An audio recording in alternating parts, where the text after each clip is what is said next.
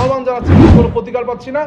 আজকে এই সব বিষয়ে, সার্বিক বিষয়ে আমাদের মাঝে এখন কথা বলবেন আমাদের বাংলাদেশ জাতীয়তাবাদী ছাত্রদল মনোনীত ভিপি প্রার্থী আবিদুল ইসলাম খান। প্রিয় সাংবাদিক বন্ধুগণ, আপনাদের প্রতি আমি শুভেচ্ছা ও কৃতজ্ঞতা জানাচ্ছি। আমি ভূমিকায় না গিয়ে আমি আমার মূল কথায় চলে যাচ্ছি। যে জিনিসটা নিয়ে আমাদের দিন যাবতীয় আতঙ্ক কাজ করছিল সেটা হচ্ছে, আপনারা জানেন 40,000 ভোটার, ভোট কেন্দ্র মাত্র 8টি। এখন ভোট দিতে হবে আপনার প্রায় হচ্ছে যে 41টি।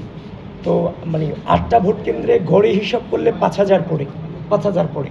তো সেখানে হচ্ছে যে আপনার প্রতিটা ক্যান্ডিডেটকে প্রায় 41টি ভোট, হল সংসদ এবং ডাকসু দুটা মিলিয়ে প্রায় 41টি ভোট দিতে হবে। তো এখন সে যখন একটা ভোট দিতে প্রতিটা ভোটারের প্রায় 8 থেকে 10 মিনিট সময় লেগে যেতে পারে। এটুকু লাগবে, এটা স্বাভাবিক, মানে বেশিও লাগতে পারে। সেখানে ঘন্টায় হচ্ছে যে মাত্র 8টা ভোট দেওয়া যাবে। তো যদি আপনি এখানে 20টা কেন্দ্র হিসাব করেন, 8 দুগুণে 16, মানে 160টা ভোট পড়বে। মানে যদি 20টা বুথ হয় আর কি, 20টা বুথে 8টা করে প্রতি ঘন্টায় ভোট পড়লে সেখানে টোটাল 160টা ভোট পড়বে। এবং যদি সেখানে হচ্ছে যে আপনি পুরো 8 ঘন্টার হিসাব করেন, সেখানে 1280টা ভোট পড়বে, শুধুমাত্র যদি 20টা ভোট কেন্দ্র হয় সেইটার হিসাব করলাম। তো যার ফলে আপনারা জেনে থাকবেন, কোনো কেন্দ্রেই কিন্তু হচ্ছে যে 4,500-4,800 এর নিচে হচ্ছে যে ভোটার সংখ্যা নেই। তো সব কিছু মিলিয়ে আমাদের যে আশঙ্কার উদ্বেগের জায়গাটা, যে কোনো গত 2019 সালের যে ডাকসু নির্বাচন হয়েছিল, যে ফ্যাক্ট লাইন, কৃত্রিম লাইন তৈরি হয়েছিল, যার কারণে অনাবাসিক ছেলেমেয়েরা ভোট দিতে পারেনি। তো এইটা নিয়েও মেয়েদের মধ্যে আতঙ্ক এবং শঙ্কা কাজ করছে যে 8-10 মিনিট লাগবে ভোট দিতে, একটা ভোট কেন্দ্রে এত হাজার ভোটার, আর একটা হচ্ছে যে আমরা কিভাবে ভোটটা দিব এত অল্প সময়ের মধ্যে। তো এটা নিয়ে হচ্ছে যে আবার পেজও অনেক বড় বড় খুঁজে নামগুলো দিতে হবে, 41টা নাম মনে রাখা, প্রায় 7টা পেজ। এগুলো নিয়ে আমাদের আশঙ্কার জায়গা ছিল।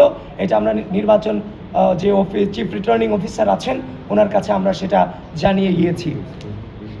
তারপর হচ্ছে যে এই জিনিসটা আপনারা জানিয়ে গিয়েছি, তারা বলেছে তারা পর্যাপ্ত কেন্দ্র রাখবেন। কিন্তু আমিও আপনাদের মধ্য দিয়ে জিনিসটাকে হচ্ছে যে আপনারা ইনভেস্টিগেশন করবেন আরও বেশি করে, প্রিয় সাংবাদিক বন্ধুগণ, কারণ আপনারা আমাদেরই অংশ। আপনারা ছাড়া আমরাও চল, আমরা ছাড়াও আপনারা চলতে পারবেন সেটা আমি জানি না, কিন্তু আপনারা ছাড়া আমরাও চল। তো এখন সেই জিনিসটা আপনারা ইনভেস্টিগেশন করবেন, আসলে এটা সম্ভব কিনা। আর সেটা যদি সহজলভ্য এবং সম্ভব হয়, সেটা সাধারণ শিক্ষার্থীদের মধ্যে যে ভীতির সঞ্চার হয়েছে ভোট প্রদান নিয়ে, আপনারা একটু সেটাকে সহজতর করে দিবেন, সেই দায়িত্বটুকু আপনারা পালন করবেন আশা রাখি। তাছাড়া প্রিয় সাংবাদিক বন্ধুগণ, আর সেটার দাবি নিয়েই আমরা স্যারকে আমরা দিয়েছি এবং আমরা একটা রিসিভ কপি এখান থেকে নিয়ে এসেছি স্যার হচ্ছে যে দরখাস্তের। তারপরে হচ্ছে যে আমার জিএস বলেছে পোস্টার সাটানো নিয়ে বলেছে। আরেকটা জিনিস হচ্ছে, আমরা গতকালকে দেখেছি যে টিএসসিতে একজন স্বতন্ত্র প্রার্থী, সাহিত্য সংস্কৃতি বিষয়ক সম্পাদক স্বতন্ত্র থেকে তিনি আলোকসজ্জা করেছেন, কনসার্ট করেছেন, তারপর কবিতা আবৃত্তি করেছেন, এরপরে তিনি ইশতেহার ঘোষণা করেছেন, যেটা সম্পূর্ণভাবে হচ্ছে নির্বাচনী আচরণবিধি লঙ্ঘন। তাছাড়া গতকালকে কুয়েত মৈত্রী হলে চিফ রিটার্নিং অফিসার রিফাত আরা, আমাদের হচ্ছে যে জিএস, কুয়েত মৈত্রী হলের জিএস, সে রাত 8টায় যখন ওখানে প্রচারণা চালাইতে গিয়েছে, এখানে নির্বাচন কমিশন বলেছে যে কোনো কাগজ থাকলে, পেন স্লিপ থেকে শুরু করে যে কোনো রিপোর্ট থাকলে, কার্ড থাকলে সেটা দিয়ে হলে গিয়ে নির্বাচনী প্রচারণা করতে পারবে।